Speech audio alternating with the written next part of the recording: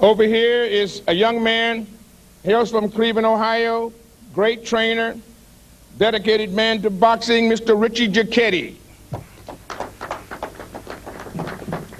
And I introduce to you the former heavyweight champion of the world, Mike Tyson.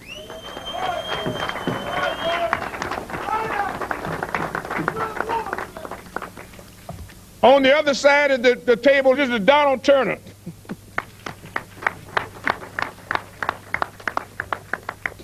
The man of this hour that will be right there in the thick of it is the heavyweight champion of the world, Evander Holyfield. Evander Holyfield. Now I want to bring up Richie Giacchetti, the trainer. Richie Giacchetti.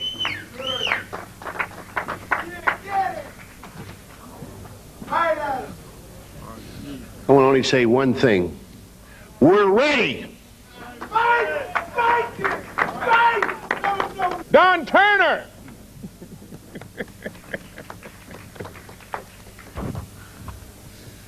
I just want to say that we've been in camp a long time, since January.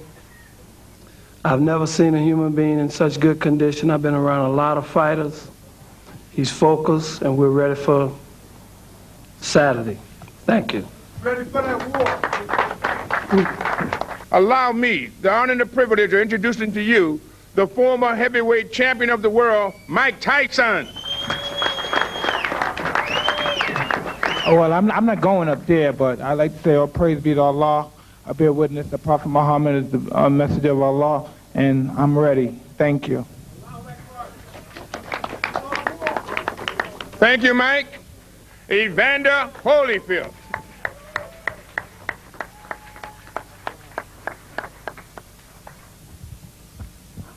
I like to say that the Lord is good, and He's good all the time. And I like to give thanks to the Lord for another opportunity to display my talent and another opportunity to witness to His people, to let Him know that, you know, what He do for me, He will do for them, and that I'm here, and I'm here to be a witness just how good the Lord is, and what you see is what the Lord has given.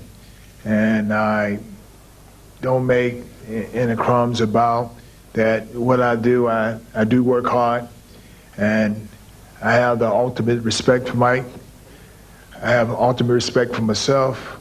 I look at this fight as two guys, the best in their eras, and it's all come down to how we handle pressure. I truly feel that when it comes down to for his talent, we just as equal as talent and ability and strength, but I also know that pressure is bust pipe. And I thank God for giving me peace of mind at the time of pressure, to overcome pressure, to have victory. I can thank you very much. Thank you, Evander. Question. Mike, JT, the break from Sportsman Radio. I was wondering, is this by far the best shape you've ever been in your life? And are you an angry fighter, angry enough to knock out Evander Holyfield? I'm in great shape, and like I said, I'm going to do pretty good Saturday night. And Evander, do you have any concerns about having overtrained or anything? Well, no, I have the best people in my corner, and with Don being in boxing as long as I've been living, so the point of having somebody that you can trust and respect, and telling you how to handle a situation like that. So I'm very confident that I hadn't overtrained. I'm peaking at the proper time. I'm just in great shape. I'm in better shape than I was last time. And like I said before, I'm looking forward to beating him this time. Did you make a mistake in the first fight that you plan to correct this fight? Was it something that you overlooked? Sure, I lost the first fight. That's the biggest mistake there is. Yeah, exactly. We're corrected by winning. You have to have the intellect. My body just do what my mind tells it to do, and I realize that the difference between a lot of winners and losers in life is that they quit. I'm telling you that when when you have a sound mind, then you're able to do the things that's necessary, but you need to have the knowledge of what you're doing. I've been in this game for 26 years, and it's always been prayer that kept me focused and kept my mind on the things that it takes. Yes, I felt like quitting a lot of time, but because of the prayer, I've been able to be strong and being able to go through the fight, being able to handle whatever the outcome has been and fighting. I'm confident I'm gonna win. Okay, I'm just ready to fight. You guys are talking. People on his side are talking. They're not fighting. People on my side are talking. They're not fighting. But I'm going to fight, and he's not going to have the championship come Saturday night. Right. And Evander, could I ask you the same thing? How confident are you, and why are you going to win? I'm going to win for a lot of reasons, but I guess when you put it all in one big ball and stuff, you look at it and you ask, why wouldn't I win? You know, I've been fighting for 26 years. It's not like I don't have the knowledge of the game. It's not like some guy just came off the street and said, well, I believe in the Lord, so I should win. Well, the Lord give you knowledge, and then, you know, and the Lord raised you to do a certain job. It's not like all of a sudden I just start praising the Lord and saying, well, Lord, give me something that I shouldn't have. You know, I've been fighting for 26 years, but I was a Christian before I even came into boxing. So the whole thing is that the Lord allowed me to fight to the best of my ability.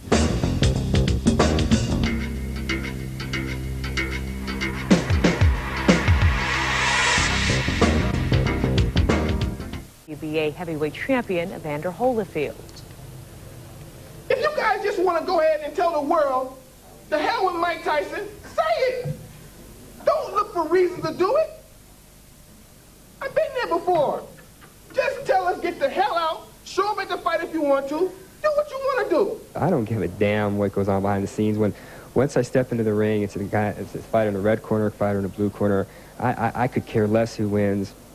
I would have no problem taking a point from either of them, no problem, you know, calling a foul. I have a job to do, and I'll do it. Well, despite the referee protest, Thursday's weigh-in in Las Vegas went on without incident. Interesting to note that both boxers weighed exactly 218 pounds. When they fought last November, Tyson was slightly heavier at 222, and Holyfield just slightly lighter at 215. The tale of the tape shows Holyfield's 4 years older, 3 inches taller, with a 6-inch reach advantage. Senior correspondent Nick Charles caught up with both boxers after the weigh-in, and he starts with the not very talkative challenger. I'm here with Mike Tyson, the challenger, just got off the scale, 218 pounds. Mike, how you feeling today? I feel well. Great. Mike, what about the buzz? I know yesterday you said, you're dispassionate about this, but can you feel this buzz? Is this what you live for? I mean, a big title, huge stakes, everything on the line.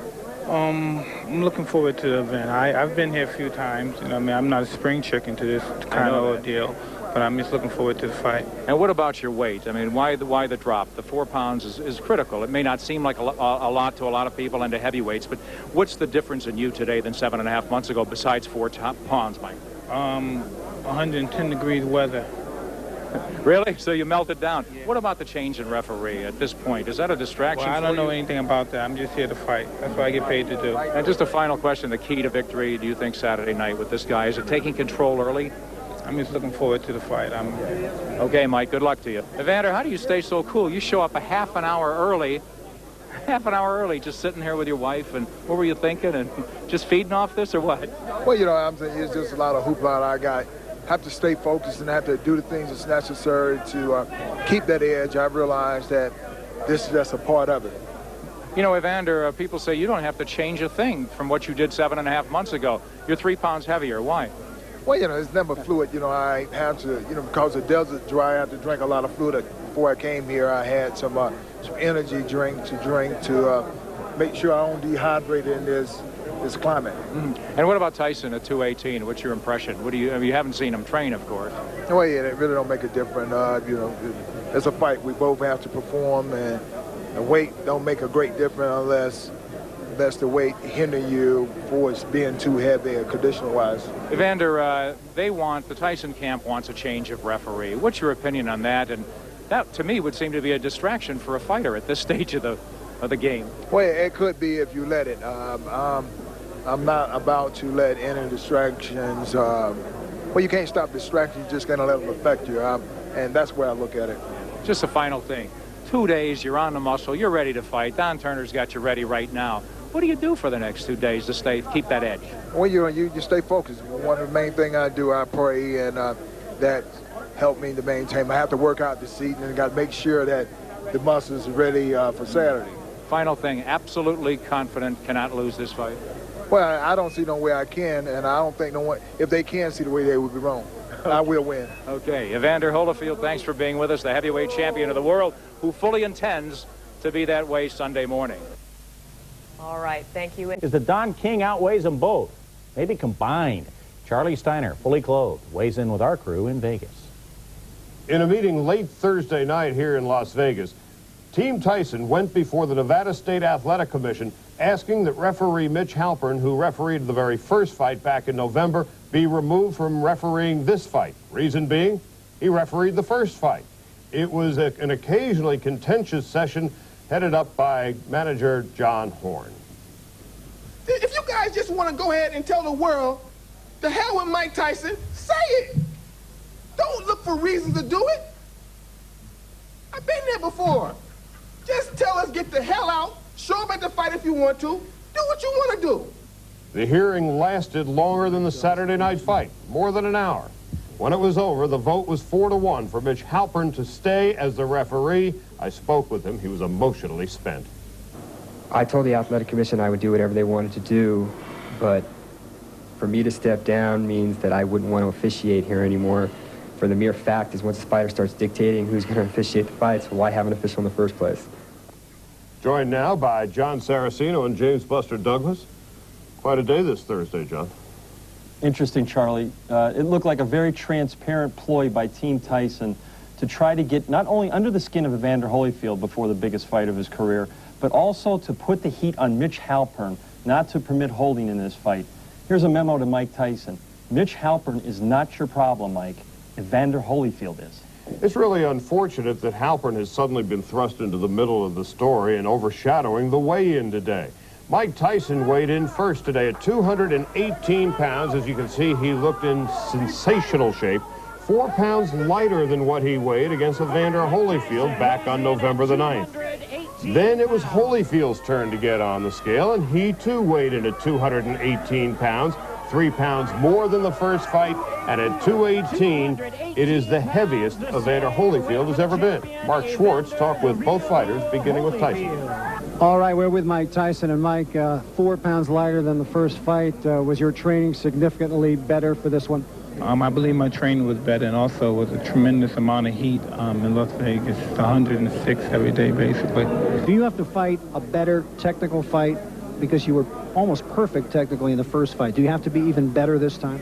Well, I am better. There's no doubt. The confidence is greater. I've worked hard, and I watched my tape and improved from what I did last fight. Clearly, both fighters in exceptional condition.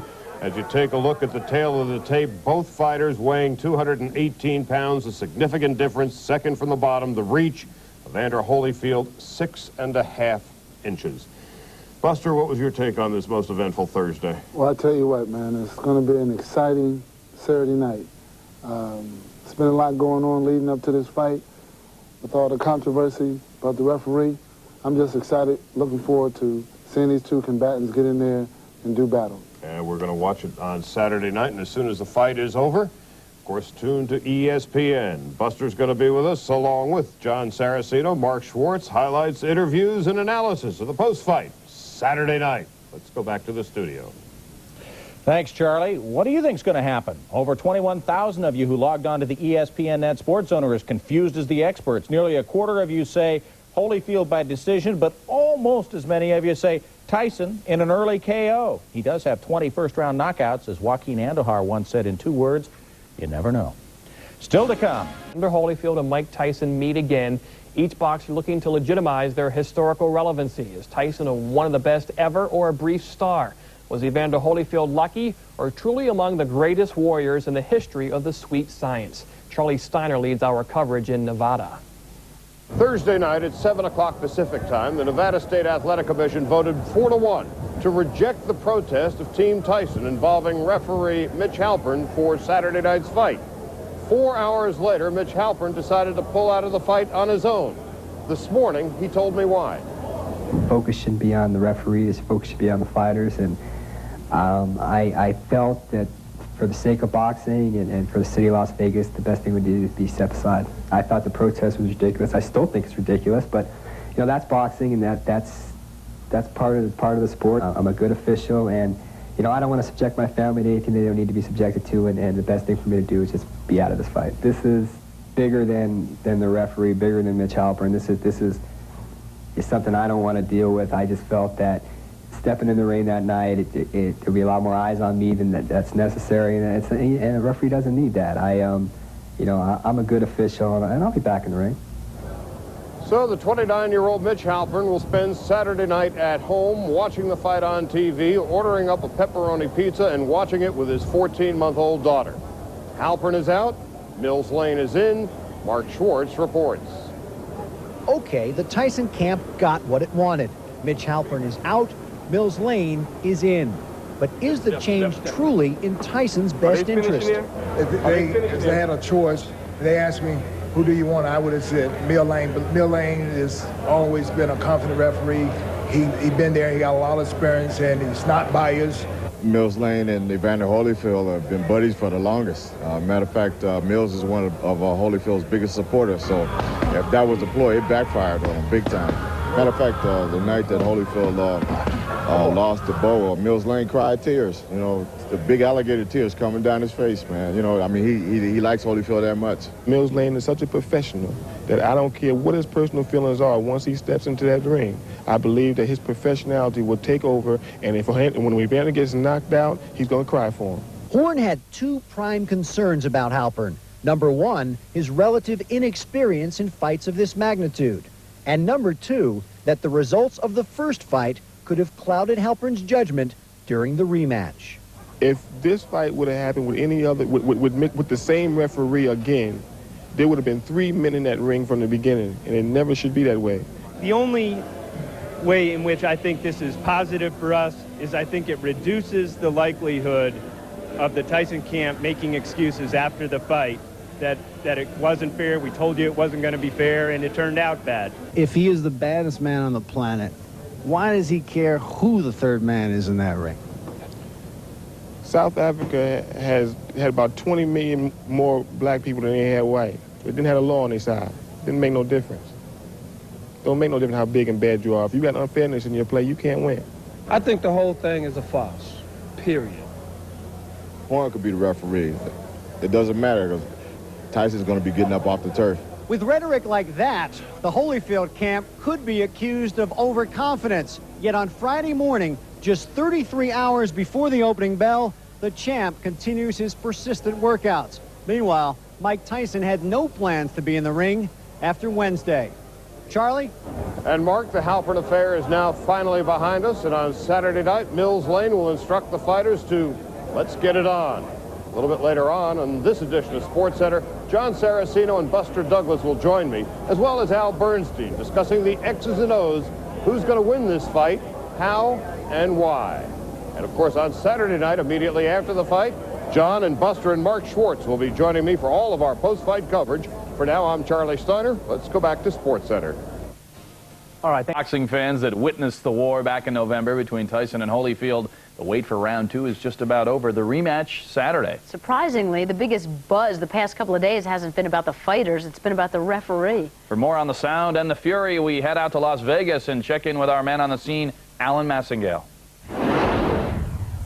Well, Welcome back to the MGM Grand in Las Vegas for another edition of As the Heavyweight Championship Turns. When last we left referee Mitch Halpern, he was going to be in the ring on Saturday night. On Thursday, the Tyson camp had protested him being in the ring. He was there for the original fight. However, the Nevada State Athletic Commission overruled and said they want Mitch. But overnight, Mitch Halpern had a change of heart, saying he does not want to be the focus of attention. So, enter Mills Lane. And this makes Tyson co-manager John Horn very happy. When they made the decision and it was over with, we had nothing to say because we believe that no matter what happened, the way Mike Tyson, what Mike Tyson has meant to this town, what Mike Tyson has done for boxing in this town, what Mike Tyson has always stood up to be the fighter that he is, and without ever complaining about anything whatsoever, that this commission would some way find a way to do the fair thing. The thing is, fair play prevails. And that's really all we want is fair play. We don't want nothing more, nothing less. And Nevada stood up to the test of time. They verified and solidified their fair play. I can't be over concerned about them. I have a job to do, and if I get distracted by what the referee gonna do and who the referee is, then I take from my game plan. One thing about it, no one can question the integrity of Mills Lane. You know, the headliner here at the MGM Grand this weekend is Rodney Dangerfield, which is kind of ironic considering the career of Evander Holyfield. Evander, like Rodney, can't get enough respect. The message was there all along, but no one chose to believe. What took place on the night of November 9th, 1996 was more a religious conversion than a prize fight. Of the 16,000 people on hand in the MGM Grand Garden Arena, most doubted that Evander Holyfield even had a chance against Mike Tyson.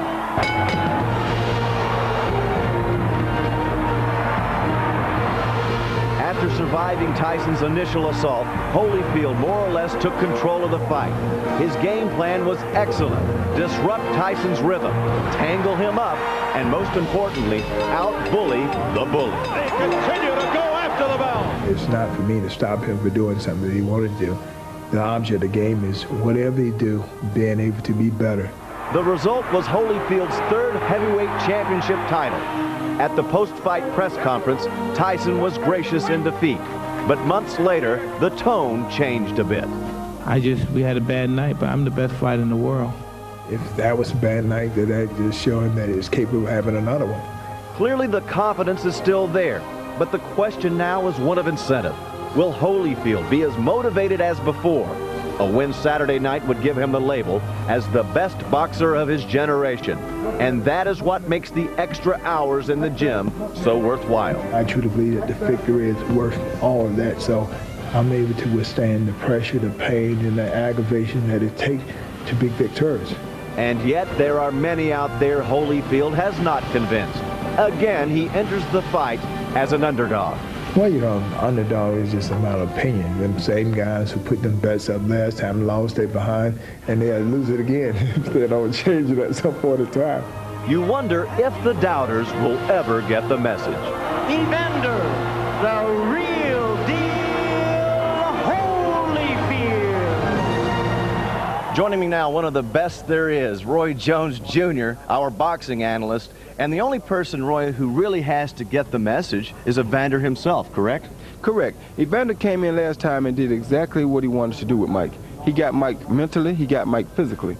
This gave him more confidence than he ever had before. So coming into this fight, he's very lackadaisical looking. He's smiling, he's happy. He feels like he has nothing to worry about. He's seen the best Mike Tyson that he thinks he can possibly see. Let's break it down to the technical aspects. Roy, put Evander under the fox scope. Evander fought a very smart fight last time. What he needs to do again is to avoid the big punches that we all know Mike will be throwing. He did this beautifully the first time, and when he didn't exactly avoid them, he blocked them very effectively. Notice Holyfield's right arm in this situation. It definitely helps lessen the impact. The other thing Holyfield needs to do is disrupt Mike's rhythm. He did this so well the first fight. Before Tyson could follow the jab with the big right hand, Holyfield beat him to the punch. This is exactly what Holyfield needed to do in the 10th round and how he got him down. and this will be very effective for him to do again.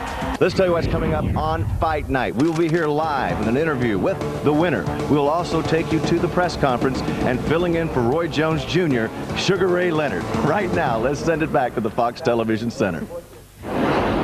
Thanks a lot, Alan. I know all of us can't wait for that fight. I think this time it goes to Tyson. He's maybe a little more motivated. And I'm going Holyfield, mind over muscle. Oh, all right. Let's kick it over to Jeannie Zelasco at the update area. The MGM Grand now just hours away.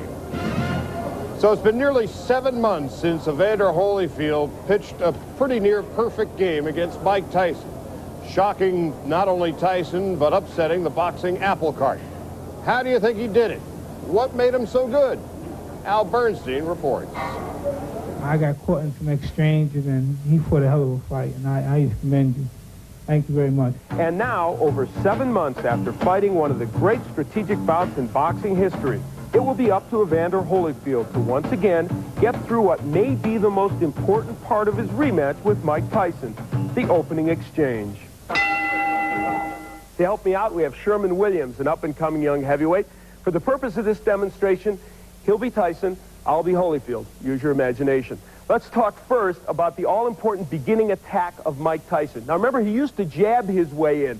Now he is given to throwing big overhand rights. And against Holyfield, it worked very effectively at the beginning of the fight, but not so much after that. Here's what happens when he attacks that way. Tyson would throw the overhand right, and Holyfield would move inside it and throw a counter right hand. And that was a move that paid big dividends for Evander Holyfield.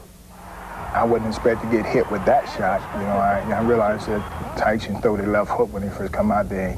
He hit me with a right hand, and I wasn't ready, and it got me back. I was throwing punches halfway, and he would beat me to the punch by extending his punch.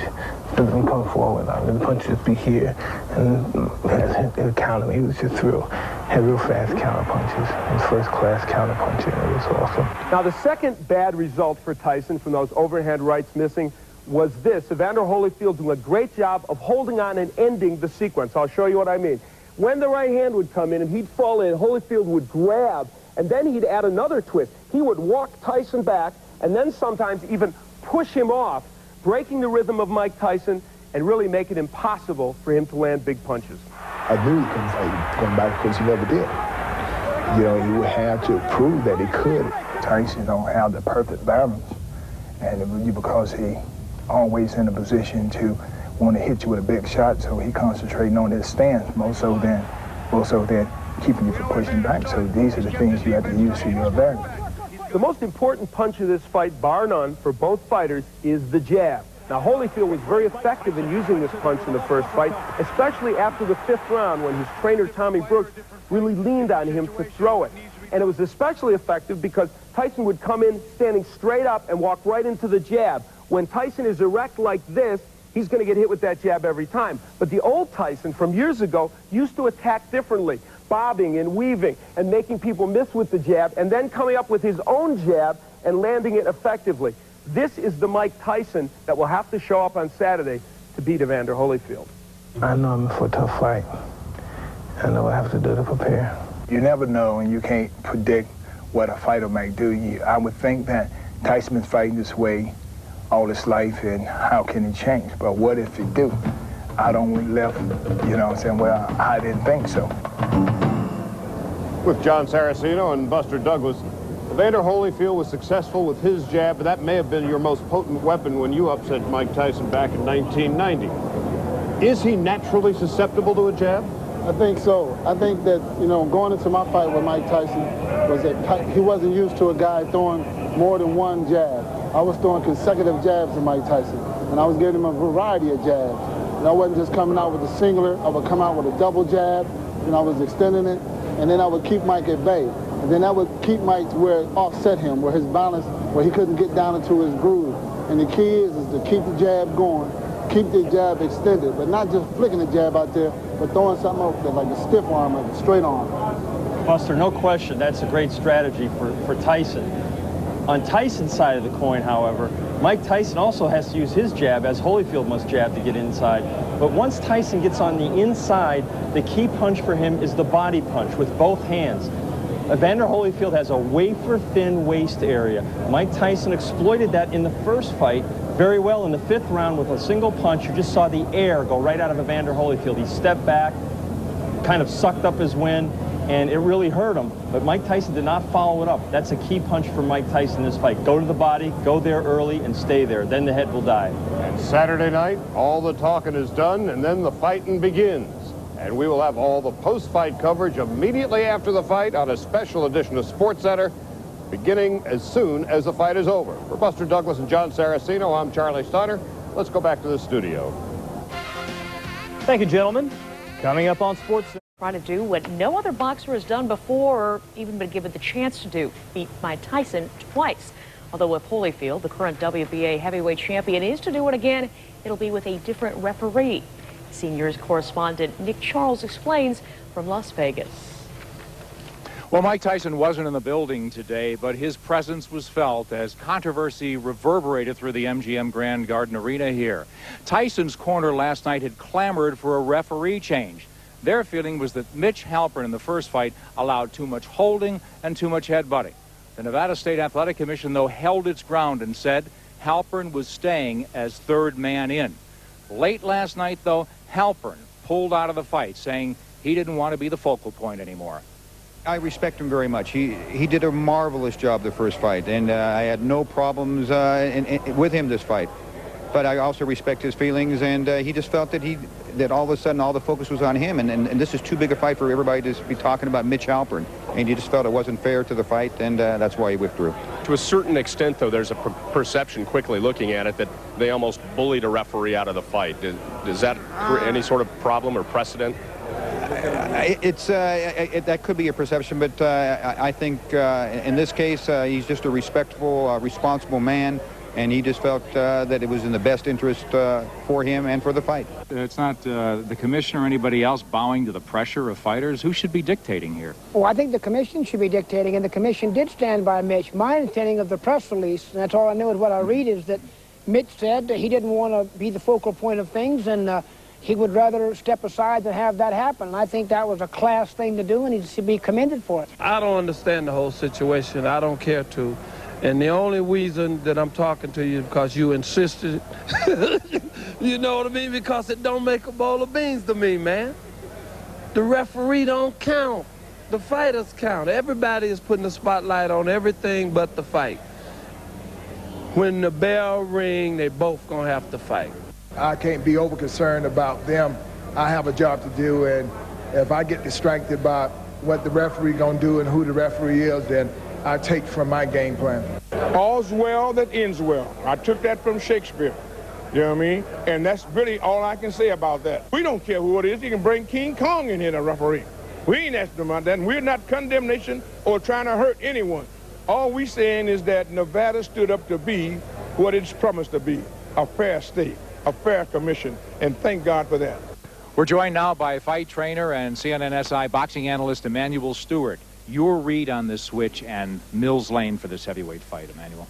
Well, I think that Mitch Halpern himself just felt that he would have been more of a focal point in the fight. I don't think he felt that comfortable being that way. And in fact, probably for Holyfield's case, it's better because he would have been more, I think, conscientious of being watched and criticized and critiqued by the Tyson camp, and probably would have been, I would figure, more fair towards Tyson's benefit.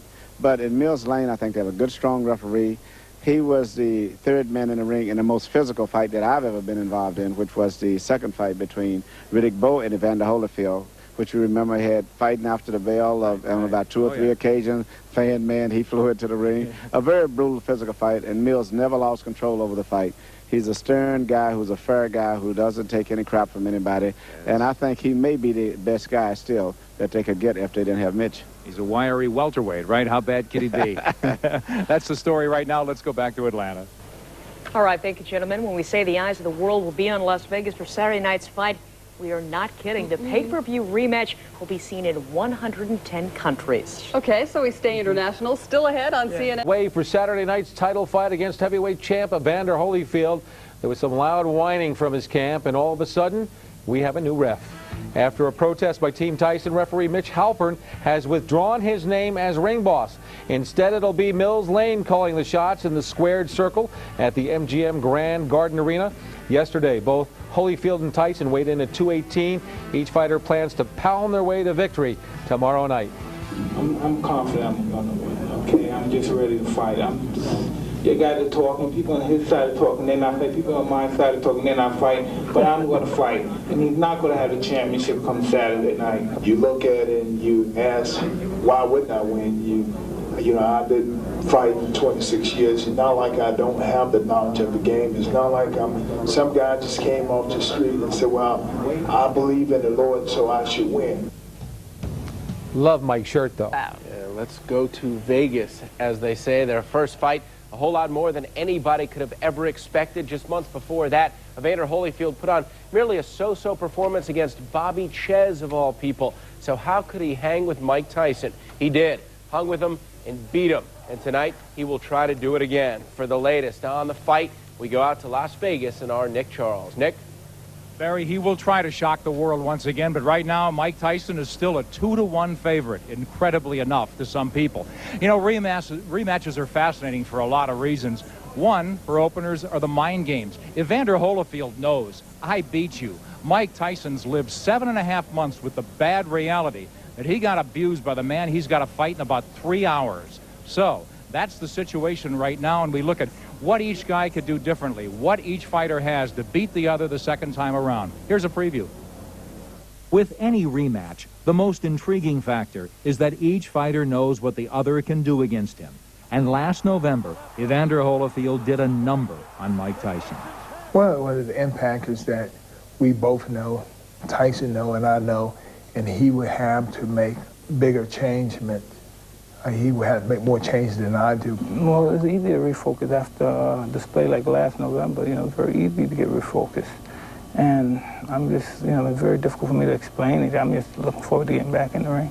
For Tyson, it's imperative he learn from all the mistakes he made that November night, specifically his inability to adjust. He never had a plan B. When he was being taught, they gave him only plan A. Find him and destroy him. So Tyson rarely threw his jab in the first fight.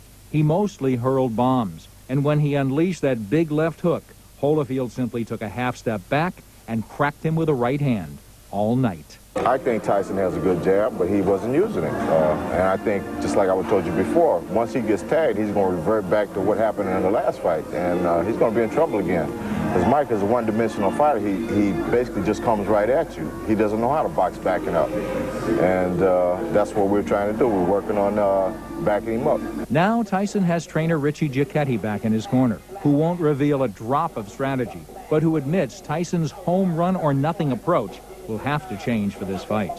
See, one thing about a puncher, you know, the puncher always, he's never out of the ball game until the end of the fight. So when you rely on knock guys out, a lot of times you don't do the other things that you're supposed to do because you're relying on the punch. So sometimes he's his own enemy, he's his worst own enemy, instead of doing what he does the best, just let it flow. If Tyson hits you cleanly, he hurts you. But it's crucial he use his other skills. Get low, work his way inside, and get those lightning-fast hands into play with blurring combinations. Tyson found Holyfield's soft spot in the first fight when he rocked him with a hellacious body shot. Evander vows to be even less a target, though, and to make Tyson's power work in his favor. I truly believe that I can go in and fight and not get hit as much, and I truly believe that I can make my punches really count, and I think I can really get them out a lot earlier than I did. If you can engage what he do well, I mean, his being aggressive, if you can get him to move back and be able to hit him, then you pretty much shut down his whole arsenal of power. Mike was at his worst, and Holyfield happened to shine from it, but now it's different. Mike's at his best, and then the result is he can't stand up. If he couldn't put Mike out before, what makes you think he can put him out now?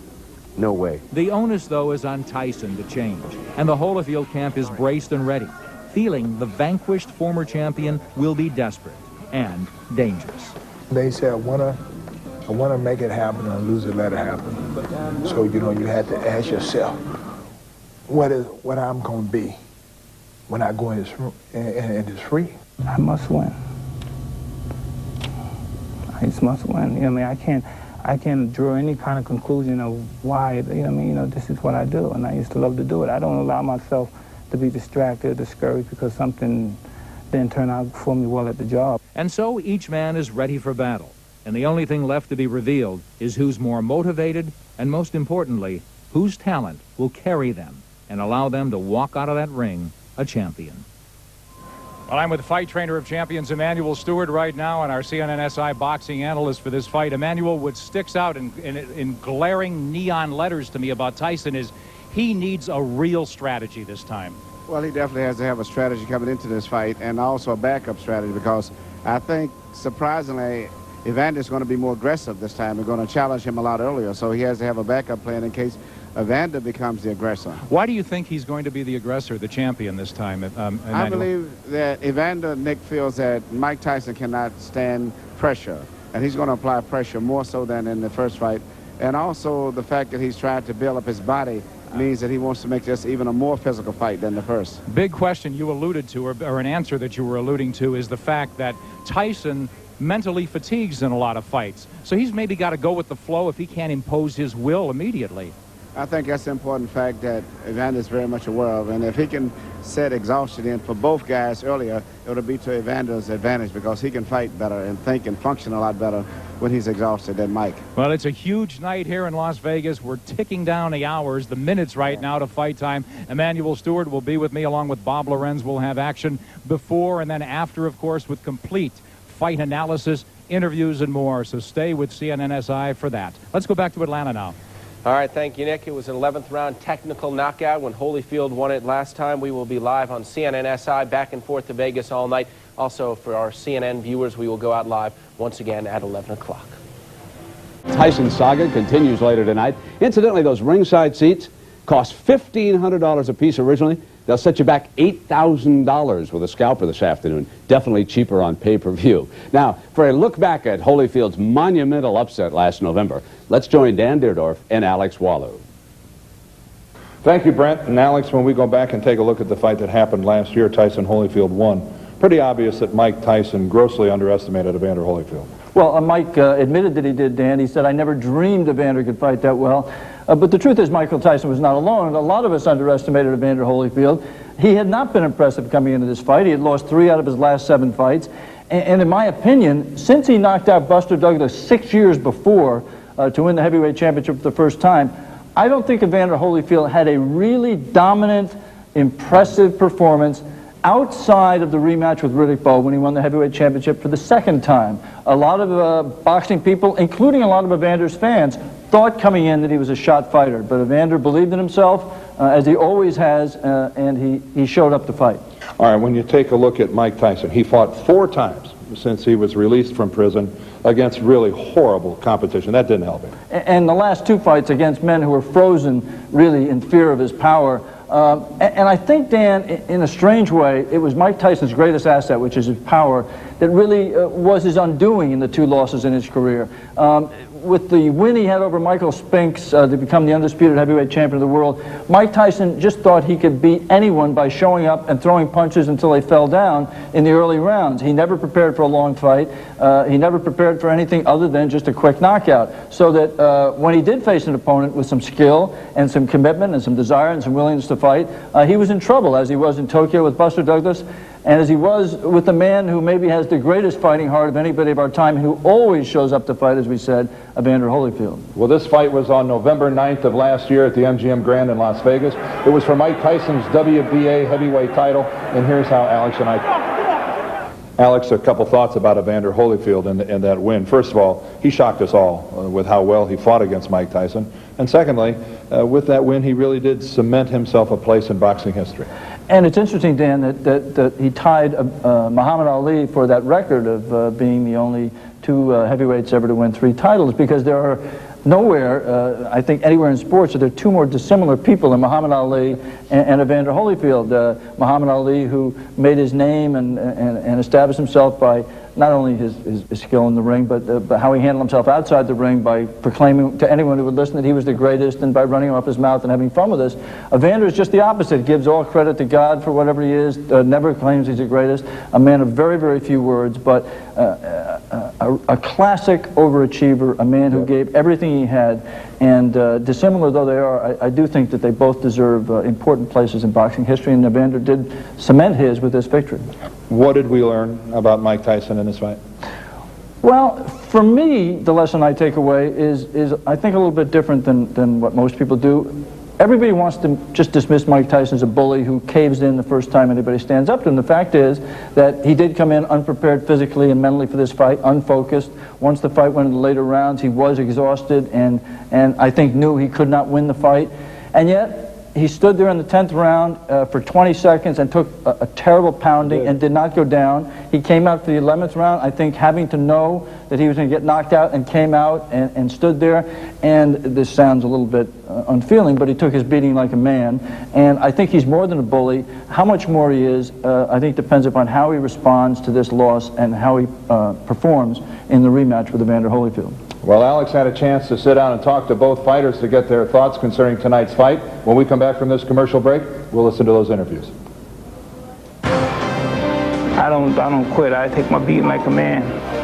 But I'm gonna keep trying to knock him out. Either I destroy him or he destroy me. All we envision that we probably gonna fight at some point in time. The two best people should face each other to see who's really the best in that era.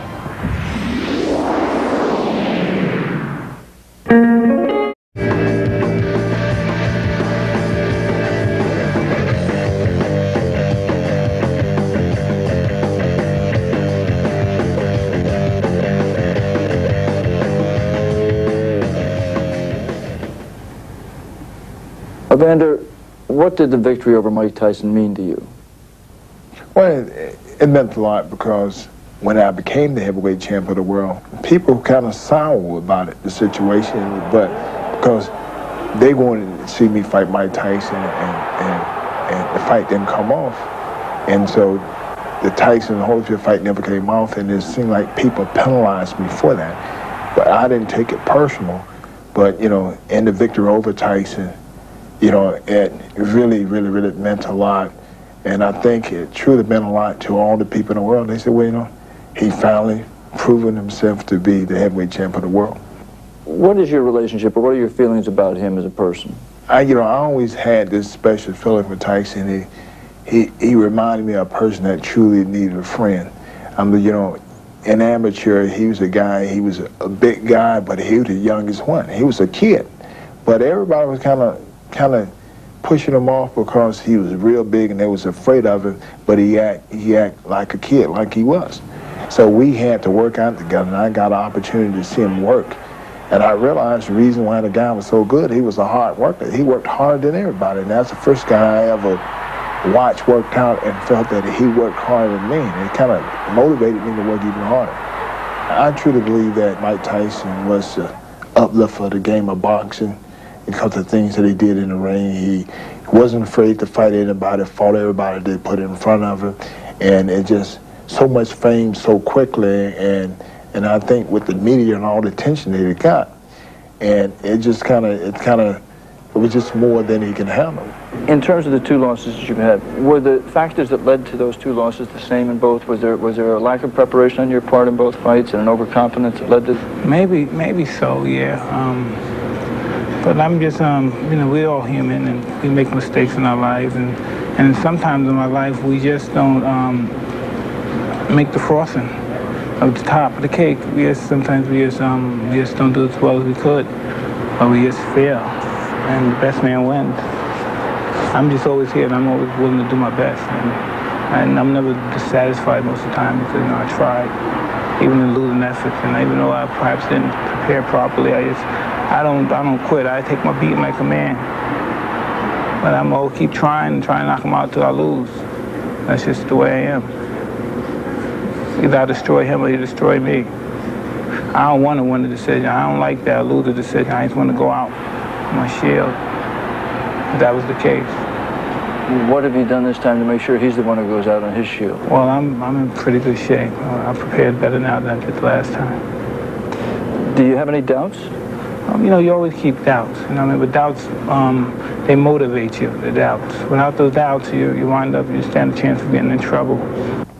I remember speaking to you. You were nice enough to talk right after the loss in the first bow fight, and you said to me at that point, you know, I think that's about as good as I can fight, and it wasn't good enough, and I don't know what else I can do to fight better, and therefore I'm not going to fight anymore. Explain what process happened that made you turn around on that. You know, when I got home, my son was crying, and he was like, and his eyes had swelled up, and I asked him what's wrong. He said, "Daddy, you lost." And I told him, I said, "Well, sometimes you give your best, and it just ain't good enough." And he cried, and I said, "Look, let me tell you something. You have disappointment, they setbacks." And he was still crying. I said, "All I have to do is just train and work hard. I can go back and win." And he kept crying. I said, "Look, let me prove to you, I'm going to go back and train, and I'm going to work hard, and I'll beat this guy." And he stopped crying. I went and I trained hard, and I went back and I beat him. I beat Bo, and I came back, and he was happy. I said, "See, it's just a setback. In life, it's like that." When the fight was postponed, you said it may be a blessing because it gives you some time to clean up some things in your personal life. Did you get that done? It's an ongoing process in dealing with situations in your personal life. I believe at the end of the rainbow, everything's going to be taken care of. Will you confirm the reports that you did in fact get married to Dr. Monica Turner? Yes, so I'm just happy. You know, that's the best thing that happened to me to get married. I'm just prepared to love my wife and take care of my children and make sure the streets don't get a hold of them. Is the desire to care for your children part of the reason you remain in boxing? A great deal, yeah, a great deal. Every fight's a future for them. Every fight's a future for them. 30, 40, a whop. That's a future. 40 one time is just and I never put that in perspective. At one time, you know, I make $20 million. I'm a single man by myself. I'm out, I'm in the streets. I'm in here. I got a house here. I bought a mansion here. Bought some duplex in Miami, and I'm doing here. I'm moving there. And you have no basic responsibilities. You know, it's a scary thing when you have children. I was never told some of the things that my wife told me before. I've never reprimanded in a way that, you know, we have these kids over here and something, you know, you hear that and that strikes you. Whoa, it's just, you just have to think about it. What the hell did I do? You know what I mean? It's just a part of life and something I'm glad I did. But it's just something it's new to me, very new to me. Is your place in boxing history important to you? At one time it was. You know, the only thing I think about now is just making sure my kids go to a great school. The bad thing, boxing was, I called it my toy. It was just a toy. You know what I mean? It was something I used as a means to accomplish things, to receive things, receive gifts, receive attention and stuff. Now it's just a means to just take care of my family, make sure my children have a good life where they won't have to take the punches that I'm taking. How difficult is it going to be for you to get to that same peak mentally and psychologically that you were at for the first fight? Well, it's a lot easier. It's already done. Once I watched the fight, I realized that even beating that fight, I made a lot of mistakes. And, you know, I got hit some shots that maybe I shouldn't have got hit with, but I did enough to win. So I realized that I could improve and be even better in this fight. From your point